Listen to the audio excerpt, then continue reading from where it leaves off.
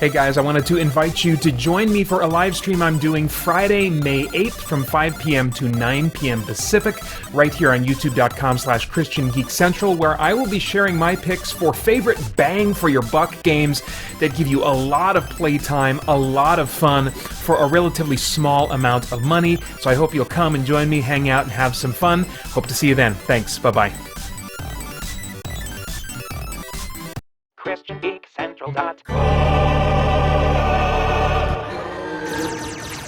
Hey, I'm Peter Franson from christiangeekcentral.com and Spirit Blade Productions. Well, because of the coronavirus, there is no E3 Expo this year for the first time in a long time, but that doesn't mean that we can't still do something thanks to the genius of Lewis Carroll. As we all know, we can celebrate Un-E3 2020, which is what I'm going to be doing with Christian Geek Central this year.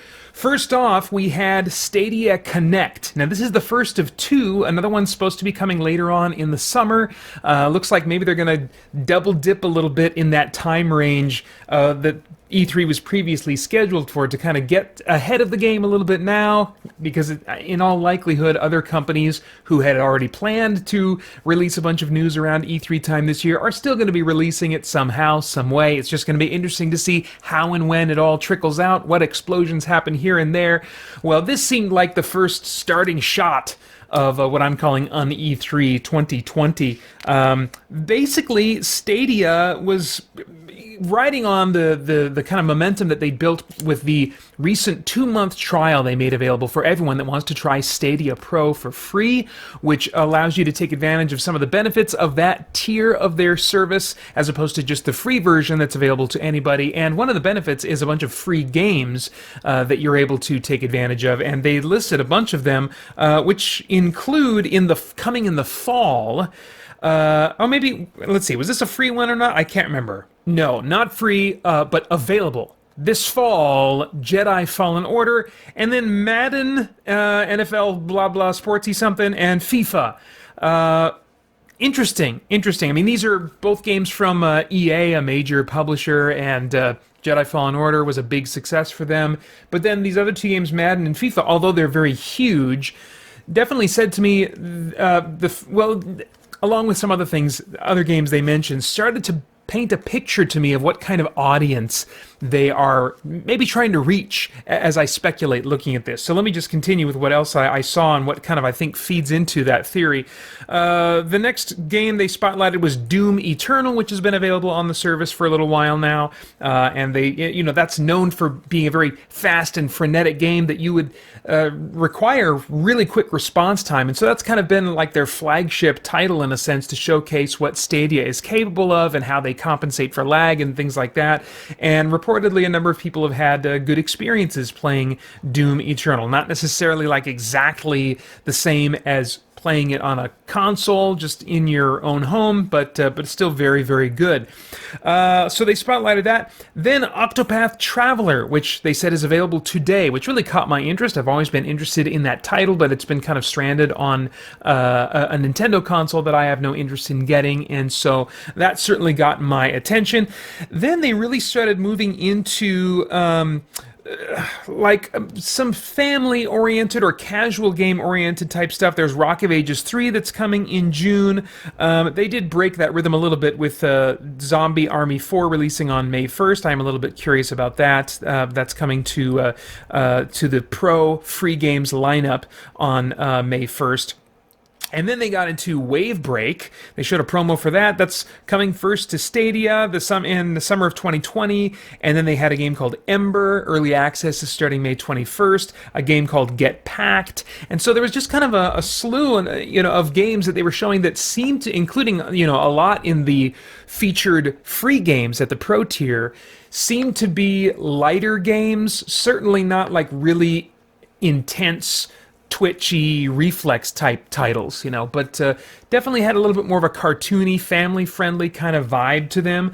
Didn't look like games that required a lot of investment in understanding their complex systems, or investment in getting really good at the reflexes and the timing and all those kinds of other disciplines that are true of a lot of action games, but rather games that are pretty easy to just sit down and start playing and understand easily, which is to say the more casual market type of game, as opposed to the kind of like a hardcore quote-unquote gamer, or like the really geeky gamer, who's going to enjoy games largely that require more of an investment in some form or another in terms of your involvement, your commitment to the game and to learning the game. They near the end showcased PUBG, which is, second runner, if that, these days, to the huge runaway success of Fortnite.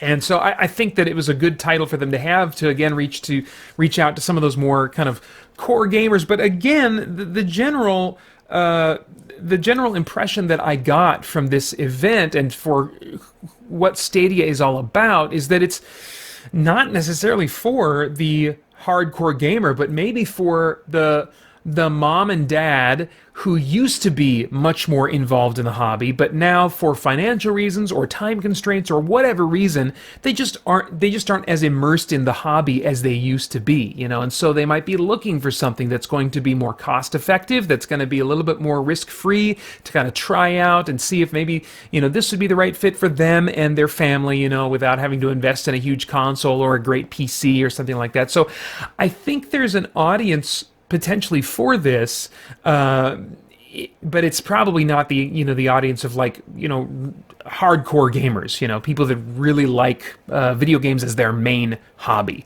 and that all still depends on having an internet connection that is not going to cause you lag or problems and stuff, or that's going to cut out on you now and then. Personally, I haven't even bothered trying out Google Stadia, partly because of time constraints, but also because I just have enough issues with games that have online requirements, like Ghost Recon Breakpoint, that now and then you'll lose your connection to the server, and that could be something on the publisher's end, or it could be something going on in your house, my house in particular, something going on in your neighborhood with the service. I mean, there are so many stopping points between A and B that could be disrupted, and that I've experienced disruption in, that I'm not at all interested in playing games that are dependent moment to moment on having a good online connection. If you guys do want me to test out Stadia with the thing they're doing right now, and kind of walk you through that experience, then let me know. If I hear from enough of you, I will definitely seriously consider that. But anyway, those are my thoughts for now. I do think that, for an audience of Christians in particular, who are trying to be responsible with their finances, who maybe are interested in gaming, but they just are looking at what they want to do with their money, what they believe that God has called them to do in terms of how they prioritize their finances. I can see a number of scenarios of Christians who are really trying to be God-honoring with their finances, and given where their interests lie, that they would look at this and say, this is a good fit for where I am at, for where God has me, for where God has wired my current interests, and the way I recharge in my free time. So I think this could be a great God-honoring fit for a particular type of gamer. I don't think that gamer's me, and I don't think it's going to be a lot of like I said, geeks that make gaming their primary hobby, if not one of their primary hobbies. But I'd be curious to see what you guys think of Google Stadia these days, and what more you might like from me regarding Google Stadia. I do plan on taking a look at their next Connect event later on in the summer and giving my thoughts on that. But that is all for now. Thanks for watching. Bye-bye.